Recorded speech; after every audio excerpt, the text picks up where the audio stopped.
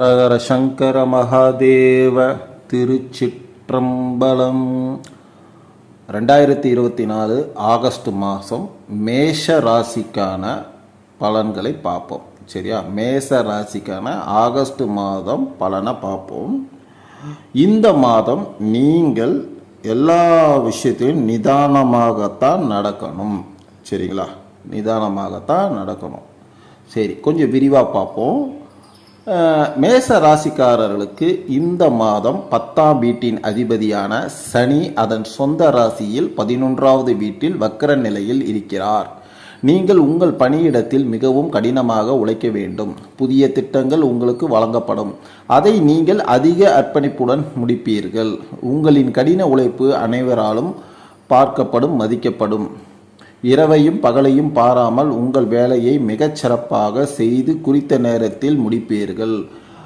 உங்களின் திறமைக்கு ஏற்ப தொழிலை நிறுவுவதில் வெற்றி பெறுவீர்கள். பலர் உங்களுடன் இணைந்து செயலாற்ற விரும்புவார்கள் மற்றும் சில புதிய நபர்களுடன் தொடர்பை ஏற்படுத்துவீர்கள். உங்கள் வணிகத்தை முன்னேற்ற பாதையில் கொண்டு செல்ல முயற்சிப்பீர்கள்.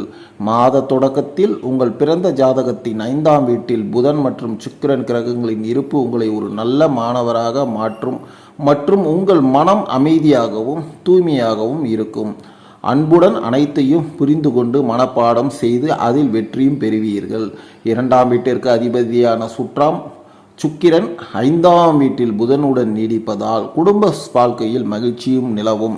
பரஸ்பர அன்பு அதிகரிக்கும். ஆனால் 2ஆம் வீட்டில் குரு கிரகம் செவ்வாயுடன் சேர்ந்து 2ஆம் வீட்டில் அமர்வதால் நிலம் சம்பந்தமான விஷயங்களில் குடும்பத்தில் முடிவெடுக்கும் நேரமாகவும் இது இருக்கும். குடும்பங்கள் பழைய சொத்தை விற்கலாம். சரிங்களா? ஆகையால் புதன் மற்றும் வீனஸ் போன்ற தீங்கற்ற கிரகங்கள் 5ஆம் வீட்டில் இருக்கும் மற்றும் உங்கள் குடும்ப வாழ்க்கையை தீவிரப்படுத்தும்.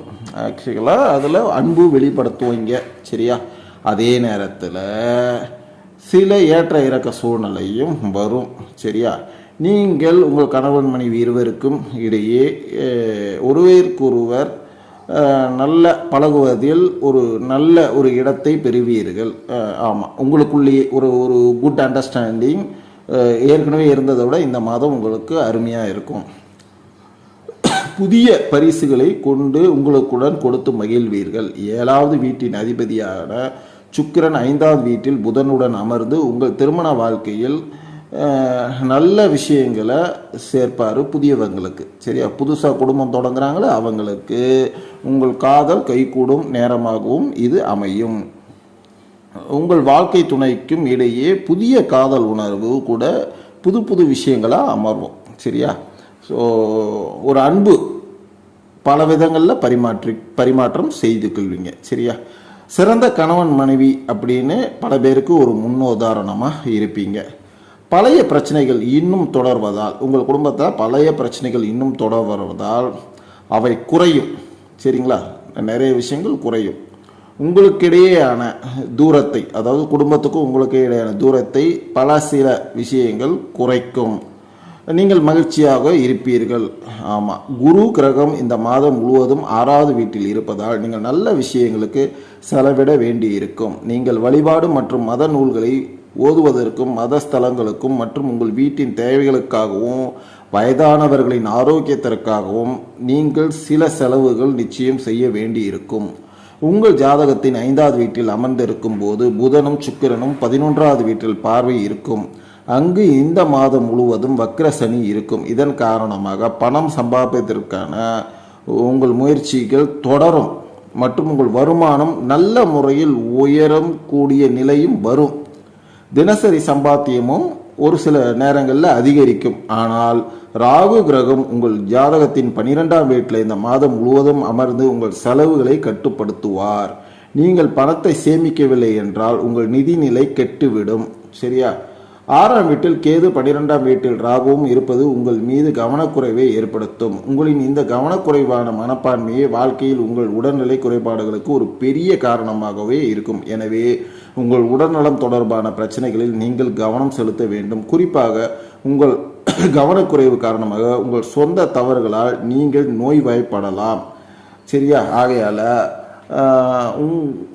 உங்களுக்கு அருகாமையில் உள்ள துர்கா தேவியை தினமும் போய் வணங்குங்க, நல்ல பலனை தரும். சரியா? நான் ஏற்கனவே சொன்ன மாதிரி இந்த மாதம் ஆகஸ்ட் மாதம் முழுவதும் எல்லா விஷயத்திலுமே நீங்கள் நிதானமாகத்தான் இருக்கணும். அதாவது குறிப்பாக நம்ம சொல்லணும்னா 3வது வாரம், அதாவது இன்னும் குறிப்பாக சொல்லணும்னா 13, 12, 13, 14, 15, 16 இந்த 3, 4, 5 தேதிகளில் 12ஆம் தேதியிலேருந்து 16ஆம் தேதி வரைக்கும் கொஞ்சம் கேர்ஃபுல்லாக இருங்க. எல்லாத்துலேயும் கொஞ்சம் பொறுமையே கையாளுங்க. பொது வாழ்க்கையிலையும் சரி, உங்கள் உடல் நலத்திலையும் சரி, கொஞ்சம் கவனத்துடன் இருங்க. நல்லதே நடக்கும். எதை பற்றியுமே கவலைப்படாதீங்க. சரிங்களா? இறைவன் உங்களோடு பயணம் செய்வான். ஸோ அதை நம்புங்க. நம்பிக்கை இருந்தால்தான் எல்லாமே நல்லதாக நடக்கும். சரியா? ஆகையால் மனம் ரொம்ப நெருக்கடியான இருக்கிற சூழ்நிலையில் நீங்கள் வசிக்கும் பகுதியில் இருக்கும், உங்கள் அருகாமையில் இருக்கும் குலதெய்வங்களுக்கோ இஷ்ட தெய்வங்களுக்கோ நிறைய நேரத்தை அங்கே செலவிடுங்க. சரிங்களா? இந்த பிரபஞ்சம் உங்களோடு பயணம் செய்யும். இறைவன், நீங்கள் வணங்கும் இறைவன் உங்கள் இருக்கரம் பற்றி எல்லா நல்ல விஷயத்துக்கும் அழைச்சி செல்வான். சரிங்களா?